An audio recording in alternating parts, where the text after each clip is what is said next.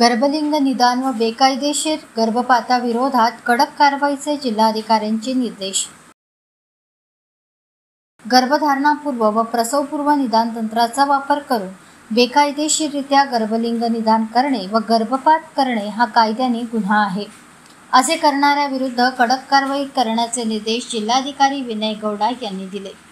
जिल्हाधिकारी कार्यालयातील 20 कलमी सभागृहात आयोजित या बैठकीस जिल्हा परिषदेचे मुख्य कार्यकारी अधिकारी पुलकित सिंह, अतिरिक्त पोलीस अधीक्षक ईश्वर कातकाडे, जिल्हा शल्यचिकित्सक doctor Mahadev Chinchole, doctor Bhaskar Sonarkar, doctor Nayana Uttarwar तसेच आरोग्य विभागातील विविध अधिकारी व कर्मचारी उपस्थित होते। जिल्ह्यात अवैध गर्भलिंग निदान केंद्राविषयी माहिती देणाऱ्यांचे नाव गुप्त ठेवले जाईल। माहितीच्या आधारे खातरजमा होऊन संबंधित व्यक्ती किंवा केंद्राविरुद्ध खटला दाखल झाल्यास माहिती देणाऱ्यास शासनातर्फे 1 लाख रुपये व चंद्रपूर महानगरपालिकेतर्फे 25,000 रुपये असे एकूण 1,25,000 रुपयांचे बक्षीस देण्यात येईल।